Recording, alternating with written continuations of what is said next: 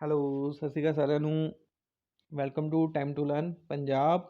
ਅੱਜ ਦਾ ਆਪਣਾ topic inclusive education. Inclusive education ਕੀ ਹੈ, ਇਹ ਭਾਰਤ ਦੀ ਸਿੱਖਿਆ ਪ੍ਰਣਾਲੀ ਵਿੱਚ ਕਿਸ ਤਰ੍ਹਾਂ ਯੋਗਦਾਨ ਦਿੰਦੀ ਹੈ, ਇਸਦੇ ਕੀ ਕੀ ਕੰਪੋਨੈਂਟਸ ਹਨ ਅਤੇ ਇਹ ਕਿਸ ਤਰ੍ਹਾਂ ਕੰਮ ਕਰਦੀ ਹੈ। ਤੋ ਆਓ ਆਪਾਂ ਇਸ ਦੇ ਬਾਰੇ ਪੜ੍ਹਦੇ ਹਾਂ। ਤੋ ਇਸ ਦੇ ਬਾਰੇ ਪੜ੍ਹਨ ਤੋਂ ਪਹਿਲਾਂ ਆਪਾਂ ਨੂੰ ਜਾਣਨਾ ਜ਼ਰੂਰੀ ਹੈ ਕਿ CWSN children with special need ਕੀ ਹੈ, ਕਿਉਂਕਿ ਇਸ ਦਾ ਮੇਨ ਟਾਰਗੇਟ ਜੋ ਕਿ CWSN ਹੈ। ਤੋ ਇਸ ਤੋਂ ਆਪਾਂ ਪੜ੍ਹਨ ਤੋਂ ਪਹਿਲਾਂ ਆਪਾਂ ਨੂੰ ਜਾਣਨਾ ਜ਼ਰੂਰੀ ਹੈ ਕਿ CWSN ਕੀ ਹੈ। CWSN ਗੱਲ ਕਰੀਏ ਤਾਂ ਆਪਣੇ ਦੁਨੀਆ 'ਚ 93 ਮਿਲੀਅਨ ਬੱਚੇ ਜੋ ਕਿ ਡਿਸੇਬਿਲਟੀ ਨਾਲ ਪੀੜਤ ਹਨ, ਕਿਸੇ ਨਾ ਕਿਸੇ ਡਿਸੇਬਿਲਟੀ ਨਾਲ ਪੀੜਤ ਹਨ, ਅਤੇ ਉਹਨਾਂ ਨੂੰ ਕਿਸੇ ਨਾ ਕਿਸੇ ਵਿਸ਼ੇਸ਼ ਧਿਆਨ ਦੀ ਜ਼ਰੂਰਤ ਹੈ। ਤੋ ਉਹ ਬੱਚੇ ਜਿਨ੍ਹਾਂ ਵਿਸ਼ੇਸ਼ ਧਿਆਨ ਦੇਣ ਦੀ ਜ਼ਰੂਰਤ ਪੈਂਦੀ ਹੈ ਕਿਉਂਕਿ ਉਹ ਸਰੀਰਿਕ ਜਾਂ ਫਿਰ ਮਾਨਸਿਕ ਤੌਰ 'ਤੇ ਦਿਵਿਆਂਗ ਹਨ।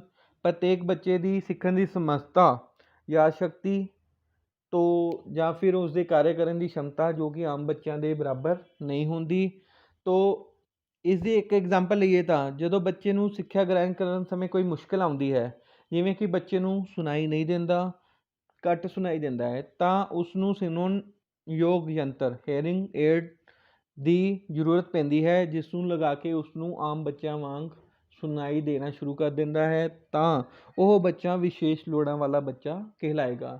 ਇਸ ਦੇ ਅਨੁਸਾਰ ਹੋਰ ਵੀ ਐਗਜ਼ਾਮਪਲਾਂ ਹਨ, ਚਾਹੇ ਉਹ ਗੱਲ ਕਰੀਏ ਤਾਂ ਆਪਾਂ ਵਿਜ਼ੂਅਲੀ ਇੰਪੇਅਰਡ ਬਲਾਈਂਡ ਬੱਚੇ ਜਿਨ੍ਹਾਂ ਨੂੰ ਬ੍ਰੇਲ ਲਿਪੀ ਰਾਹੀਂ ਪੜ੍ਹਾਇਆ ਜਾਂਦਾ ਹੈ, ਤੋ ਉਹ ਲਿਖ ਨਹੀਂ ਸਕਦੇ, ਨਾ ਹੀ ਦੇਖ ਸਕਦੇ ਹਨ, ਦੇਖ ਕੇ ਲਿਖ ਸਕਦੇ ਹਨ, ਤਾਂ ਉਹਨਾਂ ਨੂੰ ਇੱਕ ਬ੍ਰੇਲ ਲਿਪੀ ਉਹਨਾਂ ਦੀ ਲਿਪੀ ਵਿੱਚ ਪੜ੍ਹਾਇਆ ਜਾਂਦਾ ਹੈ। ਉਹ ਬੱਚੇ ਵਿਸ਼ੇਸ਼ ਲੋੜਾਂ ਵਾਲੇ ਬੱਚੇ ਕਹਿਲਾਉਂਦੇ ਹਨ।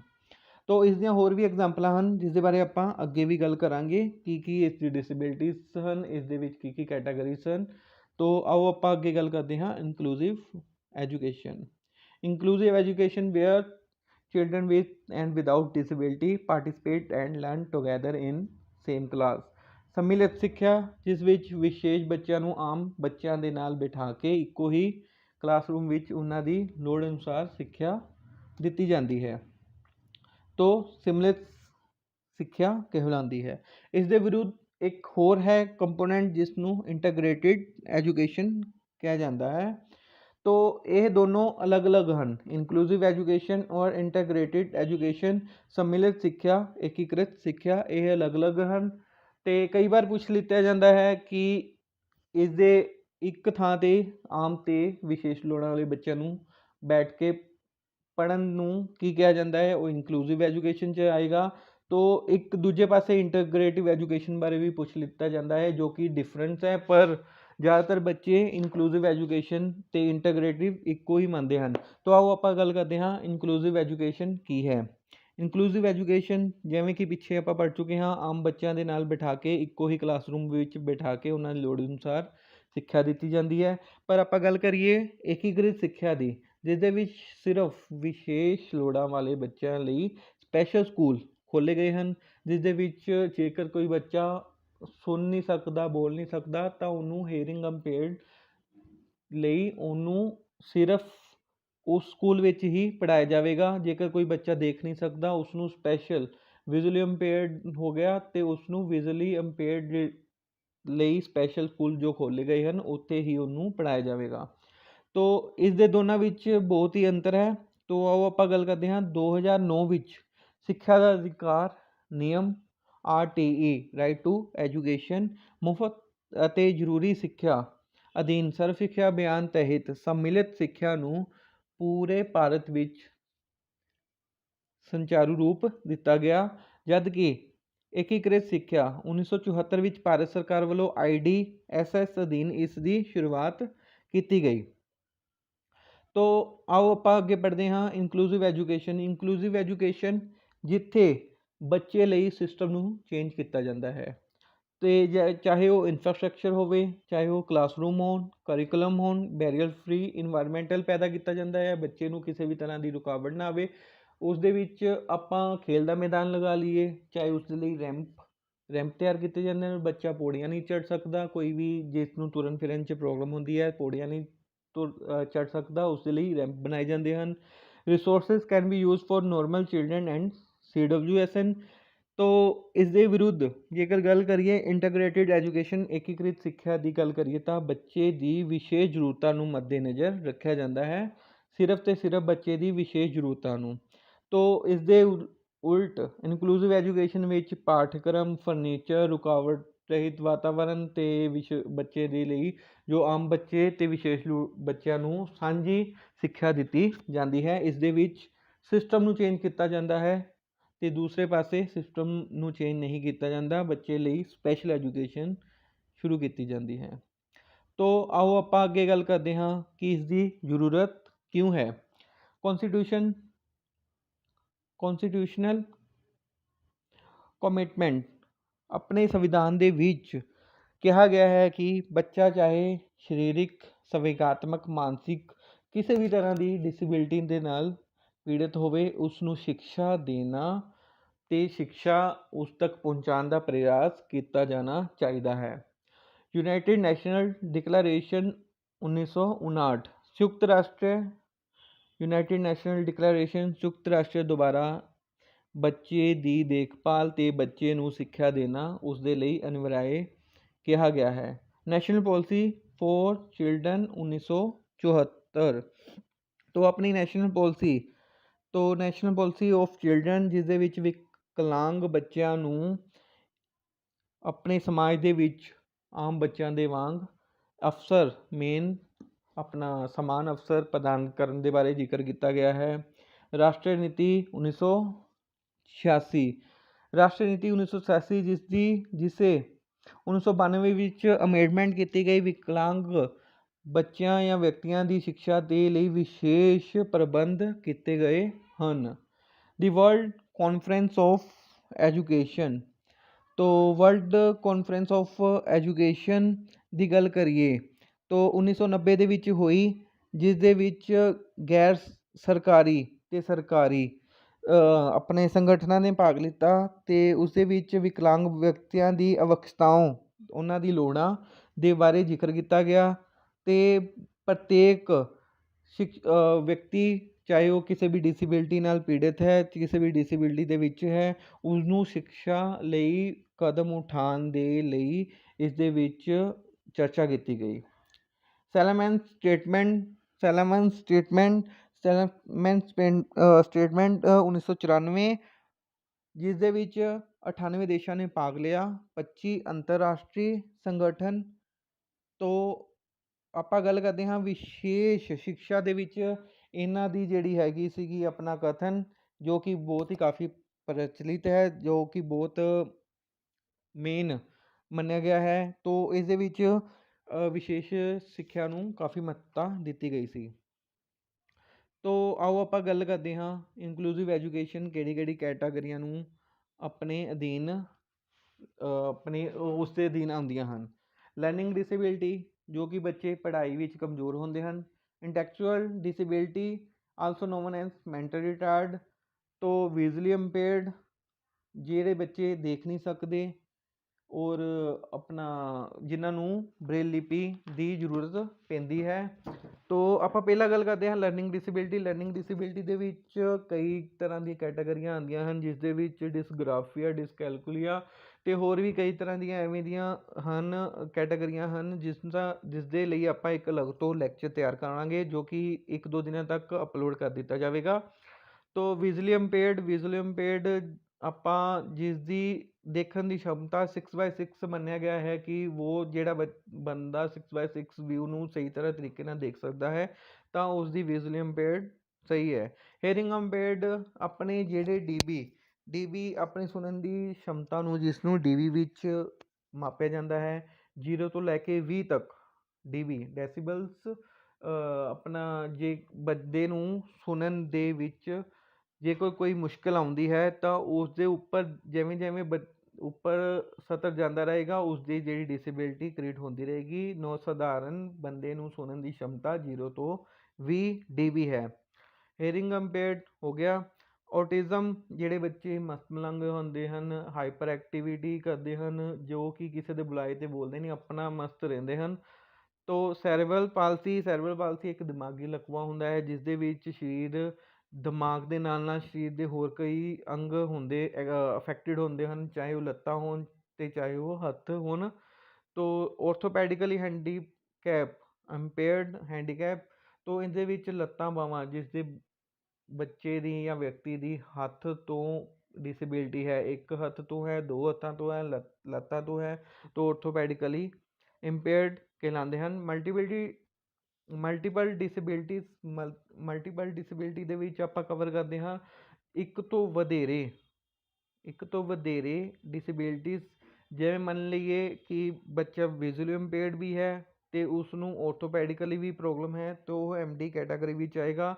ਜਾਂ ਫਿਰ ਬੱਚੇ ਨੂੰ ਮੈਂਟਲ ਰਿਟਾਰਡ ਵੀ ਹੈ ਅਤੇ ਉਹ ਔਰਥੋਪੈਡਿਕਲੀ ਇੰਪੇਅਰਡ ਵੀ ਹੈ, ਤਾਂ ਉਹ ਵੀ MD ਕੈਟਾਗਰੀ 'ਚ ਆਏਗਾ, ਮਲਟੀਪਲ ਡਿਸੇਬਿਲਿਟੀਜ਼। ਤੋ ਅੱਗੇ ਆਪਾਂ ਗੱਲ ਕਰਦੇ ਹਾਂ ਇਸ ਦੇ ਅਧੀਨ ਇਸ ਨੂੰ ਬੜਾਵਾ ਦੇਣ ਲਈ ਐਕਟ ਅਤੇ ਰੂਲ। PW act 1995। ਜ਼ਿਆਦਾਤਰ ਜਿੰਨੇ ਵੀ PTET ਹੋਏ ਹਨ, CTET ਹੋਏ ਹਨ ਅਤੇ ਜਾਂ ਕੋਈ ਵੀ ਆਪਾਂ ਐਗਜ਼ਾਮ ਲਗਾ ਲਈਏ ਤਾਂ PW ਐਕਟ ਬਾਰੇ ਜ਼ਰੂਰ ਪੁੱਛਿਆ ਗਿਆ ਹੈ, ਜਾਂ ਲਰਨਿੰਗ ਡਿਸੇਬਿਲਿਟੀ ਬਾਰੇ ਪੁੱਛਿਆ ਗਿਆ ਹੈ ਅਤੇ ਜਾਂ PW ਐਕਟ ਬਾਰੇ ਪੁੱਛਿਆ ਗਿਆ ਹੈ। PW act 1995 person with disabilities, equal opportunities, protection of right and full participation, ਜੋ ਇਸ ਦਾ ਮੋਟੋ ਐਂਡ ਇਸ ਦਾ ਨਾਅਰਾ ਹੈ। ਐਕਟ 1995 ਇਸ ਦੀ ਗੱਲ ਕਰੀਏ ਤਾਂ 2016 ਵਿੱਚ ਇਸ ਦੀ ਅਮੈਂਡਮੈਂਟ ਕੀਤੀ ਗਈ ਹੈ, ਜਿਸ ਦੇ ਵਿੱਚ 21 ਡਿਸੇਬਿਲਿਟੀਜ਼ ਨੂੰ ਕਵਰ ਕੀਤਾ ਗਿਆ ਹੈ। ਤੋ ਇਸ ਦੀ ਅਮੈਂਡਮੈਂਟ ਜੋ ਕਿ ਹਾਲ ਦੀ ਘੜੀ 2016 ਵਿੱਚ ਕੀਤੀ ਗਈ ਹੈ, ਜੋ ਕਿ 1995 ਵਿੱਚ ਲਾਂਚ ਹੋਇਆ, ਤੋ ਜੋ ਕਿ 1916 ਵਿੱਚ ਇਸ ਨੂੰ ਅਮੈਂਡਮੈਂਟ ਕੀਤੀ ਗਈ। ਅੱਗੇ ਗੱਲ ਕਰਦੇ ਹਾਂ Sarva Shiksha Abhiyan. As an intervention program it start in 2001 ਵਿੱਚ ਇਸ ਦੀ ਸ਼ੁਰੂਆਤ ਹੋਈ। 86ਵੀਂ ਸੰਸ਼ੋਧਨ ਆਫ ਕੌਂਸਟੀਟਿਊਸ਼ਨ ਆਫ ਇੰਡੀਆ, ਜਿਹੜੀ ਕਿ ਮੁਫਤ ਅਤੇ ਲਾਜ਼ਮੀ ਸਿੱਖਿਆ ਨੂੰ ਬੜਾਵਾ ਦਿੰਦੀ ਹੈ। ਇਟ ਇਜ਼ ਏ ਫੰਡਾਮੈਂਟਲ, ਜਿਹੜਾ ਸਿੱਖਿਆ ਦਾ ਅਧਿਕਾਰ ਹੈ ਉਹ ਇੱਕ ਫੰਡਾਮੈਂਟਲ ਰਾਈਟ ਹੈ। ਤੋ ਆਰਟੀਕਲ ਨੰਬਰ 21A ਦੇ ਵਿੱਚ, ਜਿਸ ਦੇ ਵਿੱਚ ਵਿਆਖਿਆ ਕਰਦਾ ਹੈ ਆਫਟਰ 2018 ਸਰਵ ਸਿੱਖਿਆ ਅਭਿਆਨ, ਜਿਸ ਨੂੰ ਆਪਾਂ ਬਦਲ ਕੇ ਕਹਿ ਲਈਏ ਕਿ ਸਮਗਰਾ ਸਿੱਖਿਆ ਅਭਿਆਨ ਨੇ ਅਡੋਪਟ ਕਰ ਲਿੱਤਾ ਗਿਆ ਹੈ, ਉਸ ਦੇ ਵਿੱਚ ਅਧੀਨ ਇਹ ਕਵਰ ਹੋ ਰਿਹਾ ਹੈ।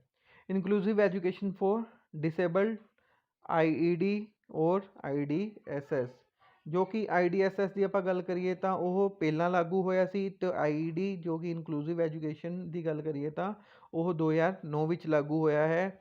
ਤੋ ਇਹ 2009 ਵਿੱਚ RTE ਰਾਈਟ ਟੂ ਐਜੂਕੇਸ਼ਨ ਦੇ ਅਧੀਨ ਪੂਰੇ ਭਾਰਤ ਦੇ ਵਿੱਚ ਇਨਕਲੂਸਿਵ ਐਜੂਕੇਸ਼ਨ ਨੂੰ ਜਿਹੜੀ ਹੈ ਪੂਰਨ ਰੂਪ ਦਿੱਤਾ ਗਿਆ ਹੈ। Rehabilitation council of India RCI new Delhi, ਜਿਸ ਦੀ ਐਸਟੈਬਲਿਸ਼ਮੈਂਟ 1986 ਵਿੱਚ ਹੋਈ। ਤੋ ਇਹ ਕੀ ਕੰਮ ਕਰਦੀ ਹੈ, ਤੋ ਆਪਾਂ ਇਸ ਦੇ ਬਾਰੇ ਗੱਲ ਕਰਦੇ ਹਾਂ। To regulate the training policies and program in the field of rehabilitation of person with disabilities and bring about standardization of training course of professional dealing with person with disabilities. ਤੋਂ ਆਓ ਇਸ ਦੀ ਗੱਲ ਕਰਦੇ ਹਾਂ, ਇਹ ਕੀ ਕੰਮ ਕਰਦੀ ਹੈ। ਇਹ ਜੋ ਕਿ ਸਪੈਸ਼ਲ ਐਜੂਕੇਸ਼ਨ ਦੇ ਵਿੱਚ ਕੋਰਸ ਕਰਾਏ ਜਾਂਦੇ ਹਨ, ਚਾਹੇ ਉਹ ਸਪੈਸ਼ਲ BEd ਹੈ ਅਤੇ ਸਪੈਸ਼ਲ ELD ਹੈ, ਤੋ ਚਾਹੇ ਉਹ ਕਿਸੇ ਵੀ ਤਰ੍ਹਾਂ ਦਾ ਸਪੈਸ਼ਲ ਆਪਣਾ ਸਰਟੀਫਿਕੇਟ ਕੋਰਸ ਹੈ, ਤੋ ਇਸ ਨੂੰ ਮਾਨਤਾ ਪ੍ਰਾਪਤ ਦਿੰਦੀ ਹੈ, ਤੋ ਇਸ ਦੇ ਅਧੀਨ ਰਜਿਸਟਰ ਹੋਣਾ ਜ਼ਰੂਰੀ ਹੈ। Most important institute of person with disability. ਤੋ ਜ਼ਿਆਦਾਤਰ ਦੇਖਿਆ ਗਿਆ ਹੈ ਕਿ ਇਨਕਲੂਸਿਵ ਐਜੂਕੇਸ਼ਨ ਦੇ ਵਿੱਚ ਇਹਨਾਂ ਜੋ ਇੰਸਟੀਟਿਊਟ ਹੈ, ਇਹਨਾਂ ਦੇ ਵਿੱਚ ਕੋਈ ਵੀ ਇੰਸਟੀਟਿਊਟ ਨੂੰ ਲਿਖ ਕੇ ਪੁੱਛ ਲਿੱਤਾ ਗਿਆ ਹੈ ਕਿ ਉਹ ਕਿੱਥੇ ਸਥਿਤ ਹੈ। ਤੋ ਜ਼ਿਆਦਾਤਰ ਆਪਾਂ ਨੰਬਰ 2 ਦੀ ਗੱਲ ਕਰੀਏ ਤਾਂ ਇਹ ਬਹੁਤ ਵਾਰ ਆ ਚੁੱਕਿਆ ਹੈ, ਤੋ ਆਪਾਂ ਇਸ ਨੂੰ ਆਪਾਂ ਧਿਆਨ ਦੇਣ ਯੋਗ ਹੈ ਕਿ ਆਪਾਂ ਇਸ ਸਭ ਨੂੰ ਇੱਕ ਵਾਰੀ ਰੀਡ ਆਊਟ ਕਰ ਲਿੱਤਾ ਜਾਵੇ ਕਿ ਇਹ ਕਿੱਥੇ ਕਿੱਥੇ ਹਨ, ਜੋ ਕਿ ਮੇਨ ਹਨ। National institute of empowerment of person with visual disabilities जो कि देहरादून विच है, Ali Yavar Jung national institute of speech and hearing disability जो कि उत्तर प्रदेश विच है, जो कि हाल ਦੀ ਘੜੀ ਮੇਰੇ ਖਿਆਲ ਟੈਟ ਦੇ ਵਿੱਚ ਪੁੱਛਿਆ ਗਿਆ ਸੀਗਾ। ਤੋ ਕਈ ਵਾਰ ਇਹ ਆ ਚੁੱਕਿਆ ਹੈ, ਤੋ ਇਸ ਨੂੰ ਧਿਆਨ ਨਾਲ ਪੜ੍ਹ ਲਿੱਤਾ ਜਾਵੇ ਤਾਂ ਕਿ ਆਪਾਂ ਨੂੰ ਆ ਜਿੰਨੇ ਵੀ ਇੰਸਟੀਟਿਊਟ ਹੈ ਇਸ ਦੇ ਬਾਰੇ ਕੋਈ ਕੁਐਸਚਨ ਆਵੇ ਤੇ ਆਪਣਾ 1 ਨੰਬਰ ਦਾ ਕੋਈ ਕੁਐਸਚਨ ਰਹਿ ਨਾ ਜਾਵੇ। National institute of empowerment of person with ਇੰਟੈਕਚੁਅਲ disability Noida Uttar Pradesh ਵਿੱਚ ਹੈ।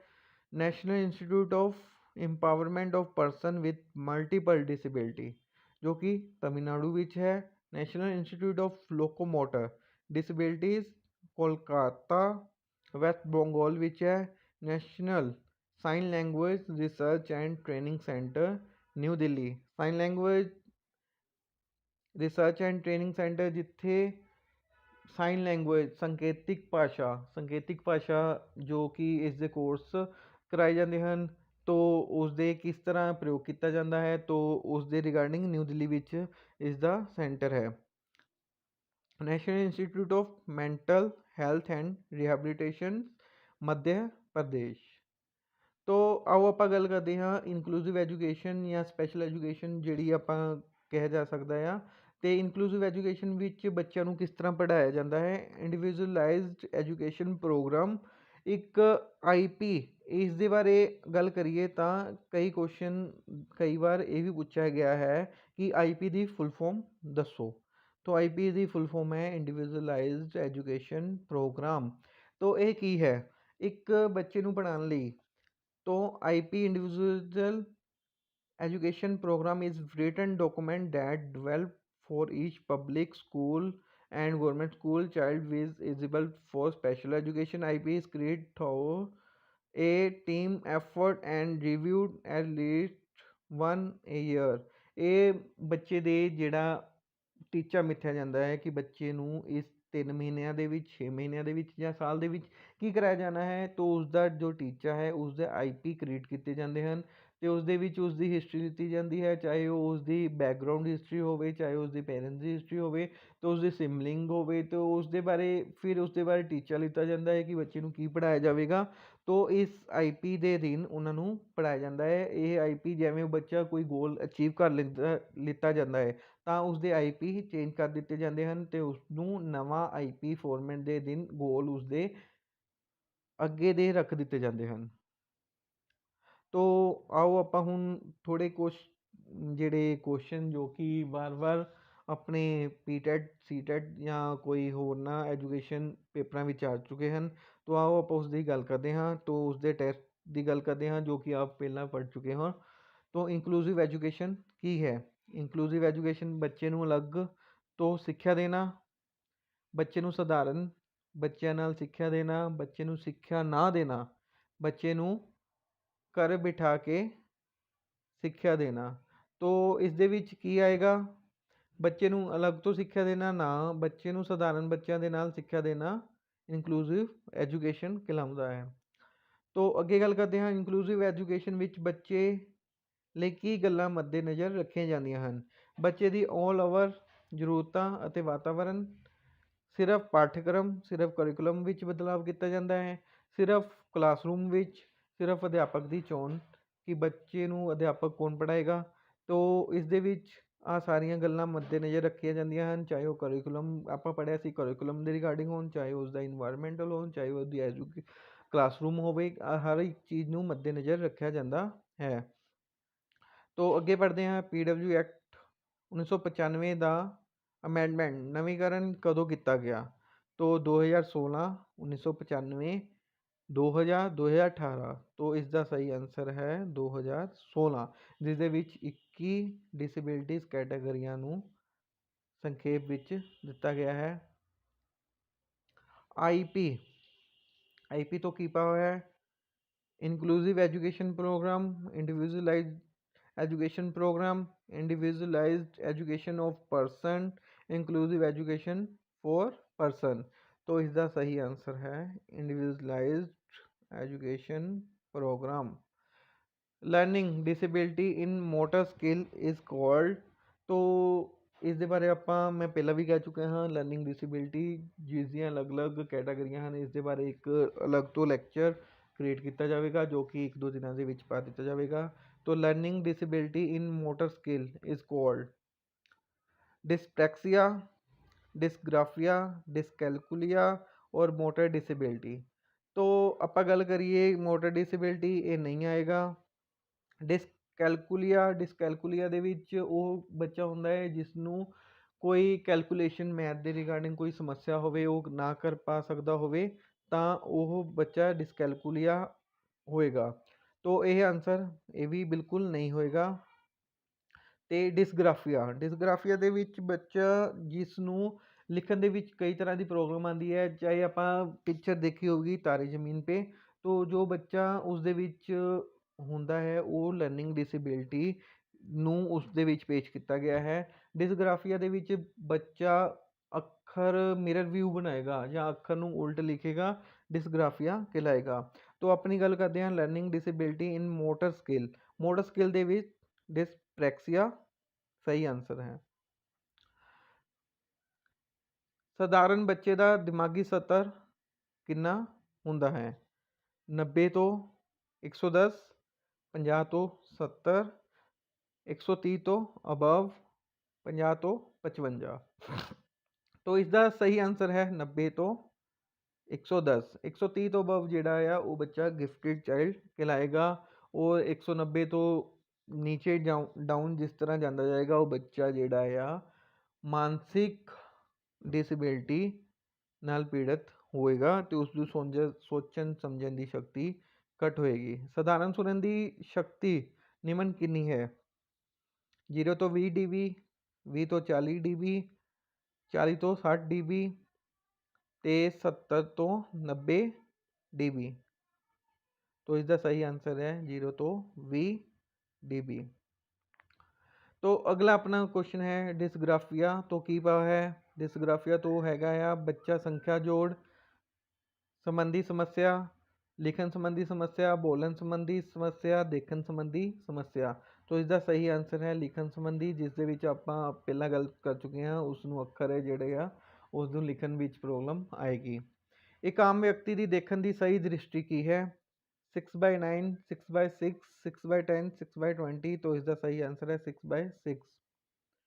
जेकर एक बच्चा जिसनूं काफ़ी घट दिखाई दिंदा है, वह पाठक्रम ਨੂੰ ਸਧਾਰਨ ਬੱਚਿਆਂ ਵਾਂਗ ਪੜ੍ਹ ਨਹੀਂ ਸਕਦਾ, ਉਸ ਲਈ ਕੀ ਬੰਦੋਬਸਤ ਕੀਤੇ ਜਾ ਸਕਦੇ ਹਨ? ਉਸ ਨੂੰ ਜਮਾਤ ਤੋਂ ਬਾਹਰ ਕੱਢ ਦਿੱਤਾ ਜਾਏਗਾ, ਟੀਚਰ ਉਸ ਨੂੰ ਜਮਾਤ ਵਿੱਚੋਂ ਬਾਹਰ ਕੱਢ ਦੇਗਾ, ਉਸ ਨੂੰ ਬਰੇਲ ਲਿਪੀ ਨਾਲ ਪੜ੍ਹਾਇਆ ਜਾਵੇਗਾ, ਜਾਂ ਬੱਚੇ ਨੂੰ ਸੰਕੇਤਿਕ ਭਾਸ਼ਾ ਰਾਹੀਂ ਪੜ੍ਹਾਇਆ ਜਾਏਗਾ, ਜਾਂ ਉਸ ਲਈ ਲਾਰਜ ਪ੍ਰਿੰਟ ਕਿਤਾਬਾਂ ਦਾ ਬੰਦੋਬਸਤ ਕੀਤਾ ਜਾਏਗਾ। ਤੋ ਜਿਹੜਾ ਬੱਚਾ ਘੱਟ ਦਿਖਾਈ ਦਿੰਦਾ ਹੈ, ਜਿਸ ਦੀ ਆਪਾਂ ਕਹਿ ਲਈਏ ਕਿ ਇੰਨਾ ਵੀ ਘੱਟ ਨਹੀਂ ਕਿ ਉਹ ਬੱਚਾ ਚਸ਼ਮੇ ਨਾਲ ਉਸਦੀ ਜਿਹੜੀ ਹੈਗੀ ਆ ਵਿਜ਼ਨ ਠੀਕ ਹੁੰਦੀ ਹੋਵੇ, ਤੋ ਇਹ ਬੱਚੇ ਉਹ ਬੱਚੇ ਹਨ ਜਿਨ੍ਹਾਂ ਦੀ ਆਪਾਂ ਗੱਲ ਕਰੀਏ ਜਿਨ੍ਹਾਂ ਨੂੰ ਬਹੁਤ ਹੀ ਘੱਟ ਦਿਖਾਈ ਦਿੰਦਾ ਹੈ, ਜਿਸ ਦੇ ਲਈ ਉਸ ਨੂੰ ਲਾਰਜ ਪ੍ਰਿੰਟ ਪੁਸਤਕਾਂ ਦੀ ਲੋੜ ਪੈਂਦੀ ਹੈ।